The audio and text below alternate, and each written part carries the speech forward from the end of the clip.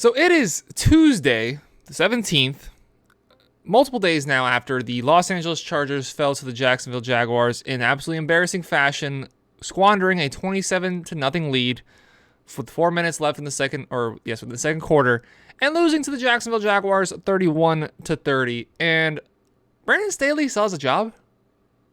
Why? Why does Brandon Staley still have a job? So I've been critical of Brandon Staley since about the tail end of last year. Some things started to slip through the cracks, and you're looking at him like, does this guy know exactly what he's doing? So he comes over as a defensive coordinator of the Los Angeles Rams, a very successful defense that he did a good job of coaching. Now we're actually looking at the Rams defense, how they looked last year, and you're really wondering how much of it was on him. But you know what? He did a good job there. And he gets a job as the Los Angeles Chargers head coach. And he chokes away the end of the season. They fall to the Texans at the end of last season. They lose to the Raiders the last game of the year. The 7-seed wild card game, basically. It was basically the extension of the playoffs there, that Sunday Night Football game. And he let that one slip through his cracks with some questionable play calling, some questionable timeout calls. They lose that ball game and are not in the playoffs. And you're like, okay, I don't know if I'd fire him right there in the moment, but it's definitely time for some eyebrows to be raised. And now we're here in 2023, and wow, that he found a way to one-up himself from last year. 27 up, second quarter, all the momentum, and it's not like I will say, when they did score, it wasn't crafty drives. They were gift-wrapped the ball on the 25-yard line by Trevor Lawrence. Trevor Lawrence had a horrid quarter and a half, and I think he'd tell you that himself, that it was like some of the worst football he's played in his entire life. He just gift-wrapped the Chargers 27 points, essentially. And the Chargers, they capitalized. They scored. I could have probably scored in that position if I was on the field for the Chargers. And then what does Staley do yet again? Finds a way to choke. He's proving that he does not know how to coach. He's figuring this out as he goes. He's making decisions on the fly. Last year, he went for fourth down every opportunity he got the chance to. This year, again, he's just making it up on the fly. Him and Joe Lombardi as a combination. I don't know how, as a Chargers fan, you are not on suicide watch going into next season if those two remain in place. Now, obviously, Staley is not an offensive guy. He's not making the offensive play calling. But he hires a guy in Joe Lombardi who just shows such an inept to be able to call plays, particularly in the red zone. The Chargers, with the weapons they have, should be immensely more successful in the red zone from even goal to go than they are. They were without Mike Williams a lot this season. They were without Mike Williams. They were without Mike Williams in the wild card game. Don't worry. I don't forget why that happened. Also, they were also without Keenan Allen a lot. So, you know what? Okay, maybe a little bit chalked up to some of their guys. So, Austin Eckler comes out, has his best season as his career, leads the league in touchdowns from a running back, I believe. And you're rolling into the last game of the season, meaningless game. The Baltimore Ravens, playing a third-string quarterback, are all but guaranteed to lose to the Cincinnati Bengals.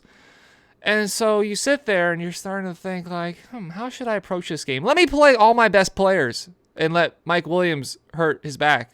I think it was Nick Bosa, pick up a little knock. Let Derwin James pick up a little knock. Let my star players continue to play late into a ball game, which is meaningless. Yeah, you don't want to lose any game in the NFL. I understand that. That's the approach that you want to go out there and win, set the tone, yada, yada, yada. But you're the Los Angeles Chargers. If you're the New England Patriots, if you're the Green Bay Packers, if you're a team that has had immense success throughout NFL history, a team that has become a respectable, responsible franchise in the NFL, if you want to make that decision, who am I really to blame you? Because you've shown success in the past to handle certain situations and walk away with it with success. The Los Angeles Chargers have been one of the premier laughingstocks of the NFL for a very long time. They found a way in 2010 to not make the playoffs while having the number one offense and the number one defense in the entire NFL. They found a way to not make the playoffs there. Fast forward now to 2023. You have one of the best young stars at the quarterback position in Justin Herbert. Cannon of an arm, 4.0 student, 6'6", 240. Everything you could ever want in a quarterback, you have found with your quarterback, Trevor Lawrence, with Justin Herbert going against Trevor Lawrence. And you find a way to make his life harder. All these elementary routes, they don't run a lot of pre-snap movement. It's a very cookie-cutter offense. Run the ball every now and then. They do not run the ball well, even with one of the better running backs in the league. All they can really rely on to open up the offense is a little bit of play action, but you don't respect their running attack, so the play action only works so well. So you're relying on Justin Herbert to play hero ball, and he has the ability to do so. We've seen him with a fractured rib on a dime hit a 40-yard pass from the right side of the field to the left side of the field, cutting into the middle against the Chiefs. We know he has in his locker to play hero ball. But this is the second time that they've lost to the Jaguars. I think we've kind of forgotten, what was that, week 4? I don't remember exactly when that matchup was. They got schooled. They got outclassed by the Jacksonville Jaguars. You look at Doug Peterson, Super Bowl winning coach, a lot of successful years over the Philadelphia Eagles. He knows how to win. He's been there, he's done that, and he's taken this team that, similar to the New York Giants, was not expected to do anything this year. Yeah, they have the number 1 overall pick from a couple of years back, Trevor Lawrence. They got the number 1 pick last year, Trayvon Walker. They bring over Christian Kirk. They bring over Brandon Sheriff. They are adding to this roster, but they're still expected to be a year or so away, even in a struggling AFC South division. But Doug Peterson has that experience. He's been there. He's done that, and he finds a way to get them to the playoffs. Los Angeles Chargers, look around you in your division. The Chiefs just lost Tyreek Hill. The Raiders, look at the dumpster fire they were. And then on top of that, the Denver Broncos go from being my Super Bowl favorite, my Super Bowl preseason prediction, to being, a 4 or 5 win football team? Whatever they ended up being? You had so much opportunity to go out and set a tone in your division that you're not to be messed with, that you were one of these top teams that can go on push to win the Super Bowl. The AFC West was predicted to be the best division in all of football. Look over at the NFC East. I just kind of admitted something. I'm actually recording this on Monday. If the Cowboys win on Monday Night Football, which you guys are going to see this after the case, so I guess we'll see how that happens. If the Cowboys win, all the NFC East teams that made the playoffs are going to be on to the second round. We'll see.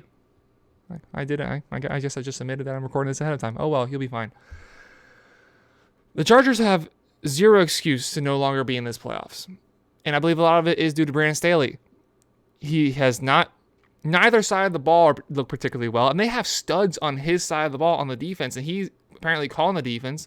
Bosa, Derwin, Khalil Mack comes over. And you haven't heard a lot from them. Yeah, they've sustained some injuries. Bosa's been out for a little bit. Sebastian Joseph Day, and they have at every position, defensive tackle, secondary, linebacker, edge, they have a potential all-pro player on your side of the ball, Brandon Staley. I understand you don't coach the offense, but you keep a guy employed on the offensive side of things who just doesn't know how to scheme guys open. Mike McDaniel's done a fabulous job coaching up and making Tua look like a serviceable quarterback that you can win games with, get to the playoffs with. He lost by 3 with Skylar Thompson, with a left tackle that's held together with shoestrings and glue, with a defense that has been giving up way more points than they expected to coming to the season, a defense that finishes a bottom 10 defense, which is expected to be a top 10 defense. He lost by 3 up in Buffalo. Brandon Staley has to have everybody else around him pick him up and carry him. You see it. You can see it on the sidelines. You can see it in his eyes. He does not look comfortable. He does not look confident. He does not look confident in himself to go out and elevate this team and win important football games. And now an incredibly talented team with one of the brightest young stars that you can really wrap your arms around, and Justin Herbert, one of the best receiving cores, one of his receiving duos, Mike Williams, Keenan Allen, one of the best running backs from this year, Austin Eckler, some all-pros on the other side. They're going home. I'm sure that was a very awkward plane ride home. They're going home. And as things stand, Brandon Staley has his job. And there's some good options that's going to be out there. Sean Payton obviously sticks out the most. It'd be kind of ironic if Brian Flores, that's a name that should be tied with the Chargers job, with how much he pushed to get Herbert in the first place over Tua. There are some names out there that if I'm the Chargers, I feel like can bring the team to potentially a Super Bowl. All this talent has been wasted. Brandon Staley, at the time of me recording this, still has a job, and I still can't figure out why.